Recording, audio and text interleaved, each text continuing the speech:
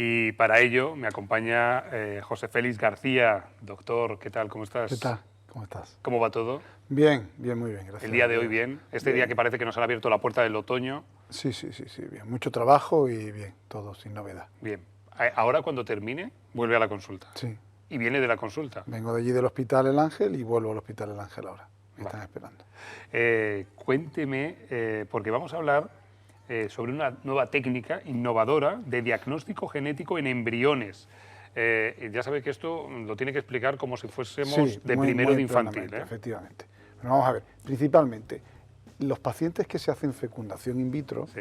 la fecundación in vitro al fin y al cabo lo que viene a hacer es tener embriones, no en la trompa de la mujer, sino que lo hemos conseguido en el laboratorio. Es decir, que delante nuestra tenemos un número de embriones. Esos embriones se pueden poner sin hacer ningún diagnóstico, que es muy habitual, o se le puede hacer una biopsia a esos embriones, sacarle unas cuantas células, como son un paquete celular. Esos embriones no podemos pensar en esos embriones como unos pequeños bebés con cabeza, sistema nervioso, no, son células pluripotentes. Claro. Pues una de esas cuantas células madre pluripotentes se sacan de cada embrión, Bien. se lo lleva el genetista, las analiza y nos dice, pues el embrión 1 es normal, Vale. pues el embrión 2 viene con muchos cromosomas alterados y va a dar negativo o un aborto. Claro, es la manera Pues de saber el embrión 3 va a ser un síndrome que ese de tal. embrión, ese futuro niño, esté sano o no. En ese sentido cromosómico, sí. Entonces, eso es lo que se hace hasta ahora. Claro, lo que hacéis es, el embrión se saca...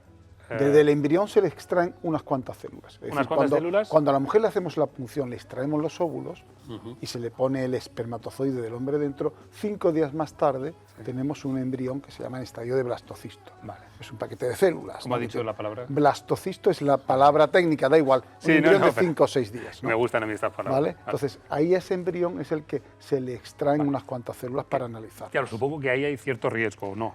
Sí, pasa es que ya la habilidad del genetista que lo está haciendo, la verdad es que si una técnica llevara a matar o estropear más embriones de los que de beneficio, más riesgo no se haría. Claro. Pero sí tiene cierto. Sobre todo es un coste muy elevado el que lleva, desplazamiento de un técnico muy especialista para que con láser le haga un pequeño agujerito a la membrana del embrión para sacarle esas células, Claro. etcétera. Pero bueno, es un avance que lo hacen muchas mujeres, por ejemplo, aquellas mujeres que han tenido muchos abortos. Si nos viene una mujer que ha tenido usted, yo he tenido 4 abortos, doctor. ¿Cuál es la razón más frecuente de un aborto? Que el embrión no viene bien. Claro. Entonces usted, una in vitro no le sirve para nada si usted se queda fácilmente en casa. Habrá que analizar esos embriones.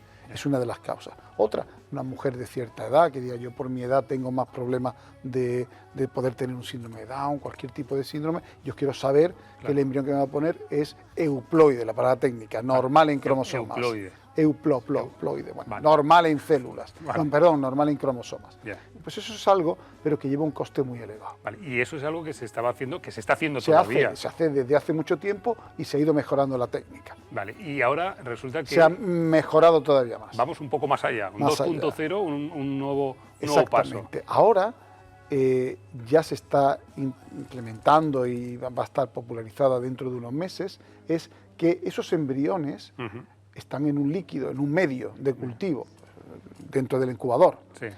Y esos embriones van soltando ADN, Ajá. información genética, a ese medio de cultivo. Y se ha logrado que cogiendo unas gotas de ese medio de cultivo, poder extraer el ADN de esos embriones y poder catalogarlos de la misma manera que antes, sin tener que hacerle una biopsia ni dañar a esos embriones. Vale. Esto lleva consigo sobre todo un coste económico mucho menor, porque la misma bióloga que no es especialista en una cosa, pero no en genética, pueda tomar esa muestra y mandarla al laboratorio. Lo que los costes se van a reducir mucho y va a estar a la mano de la mayoría de las parejas que se va a hacer una fecundación in vitro, que hoy le voy a costar 3.600 euros, por ejemplo, podría costar analizarse esos embriones, O sea que- si vienen bien. Si una fecundación in vitro te cuesta Vale, 5.000. Claro, me sale a mí el gen catalán muchas veces y me da No, pudor pero es que, preguntar por los precios. es que los que nos estén oyendo, que van a hacer fecundación Pero in claro, vitro, estamos hablando es un de que caso- es un tema importante. Esa que- prueba, que- solamente esa prueba son 3.600. Bueno, digo 600, 3.500, 3.000 3.000 y pico euros el saber que analizando 5 o 6 embriones para que tener tengamos la garantía ahí, del que de me que, van por a poner ejemplo, tu futuro bebé pues no tenga síndrome de Down otros muchos problemas cromosómicos. Entonces o ahora, trisomía, por ejemplo, ¿no? efectivamente, Entonces eso supone para la paciente que ya viene, muchas veces estamos hablando de la economía, de la luz, me estabas comentando hace un momento, pero imagínate lo que significa pues afrontar una fecundación in vitro, que no hay más remedio porque la pareja no se queda embarazada, y encima decir, pues esto yo no puedo llegar hasta ahí, a mí me gustaría, pero siempre le digo, si esto costara 300 o 400 euros, iba en el pack, y a todos le haríamos el diagnóstico genético. Bueno, pues eso está más cerca de que todo el mundo que se haga una fecundación in vitro tenga mucho más accesibilidad a analizarse los embriones. Vale, y ese estudio en el cual ya no hay que invadir el embrión, sino que desde todo ese ecosistema en el medio donde se ha desarrollado, en ese medio, ¿para cuándo lo vamos a tener? ¿Cuándo este avance, ya está en marcha, esta innovación? Ahora mismo ya se están presentando nuestro equipo de la UR, que nuestra unidad genética está en Alicante, que sirve a todas nuestras unidades, que son 13 en España, ya lo ha puesto en marcha y está presentando los primeros trabajos donde se ve la correlación comparando cómo se hacía antes en células, o cómo se sigue haciendo ahora en células, y cuando se hace en el medio. Y viendo que los resultados son similares, son compatibles y que se van a poder empezar a hacer. Yo creo que en menos de un año ya estará popularizado, lo estaremos haciendo ya implementado. Estaba pensando en estos cambios, estas innovaciones en la ciencia, claro, de cuando usted empezó, salió de la facultad a día de hoy, ¿cómo ha cambiado todo, supongo, no? Cuando yo empecé, yo terminé en el año 86, y en el año 86 había una unidad aquí en España, en Málaga, que empezaba heroicamente pues, a hacer fecundación in vitro, no se podía congelar, se congelaban los embriones, morían todos cuando se congelaban, había que ponerlos en fresco, las complicaciones de hiperestimulación eran enormes y por supuesto del diagnóstico genético todavía no se hablaba hasta una década después. Voy a preguntarle por si alguien se lo ha perdido. Es verdad que el doctor viene de vez en cuando a esta sección de salud. Estamos viendo imágenes. Exactamente, ¿qué es lo que hacen en la unidad de reproducción El Ángel, aquí en Málaga? Sí. La unidad de un poco para los no iniciados. Ayudamos a todas las parejas que no puedan tener un hijo, ya sea, como dice técnicamente, estéril o infértil, es decir, aquella mujer que no puede quedarse embarazada o aquella que repite un aborto tras otro y no puede, ese embarazo no va adelante. Entonces, nuestra misión es buscar la técnica, el porqué y ayudarla para que pueda tener el niño que desea. Y estamos hablando de muchas más parejas de lo que podamos pensar. Muchísimas. Sí. Muchísimas. Muchísimas. Tú ten en cuenta... Cada vez optamos por tener hijos más tarde y eso es un factor lo hemos comentado en otra ocasión. Esa es la principal razón. Claro. Esa es la principal razón. Que la edad de la mujer cuenta mucho, a partir de 35 años se empieza a notar y cerca del 70% de las mujeres que acuden ya tienen 37. Claro. Y eso, que parece que hoy día es que es una mujer muy joven, 27 años, pero biológicamente, ya lo hemos comentado, no es así. Claro. Entonces hay muchas parejas y el problema de la mujer importa y también del varón.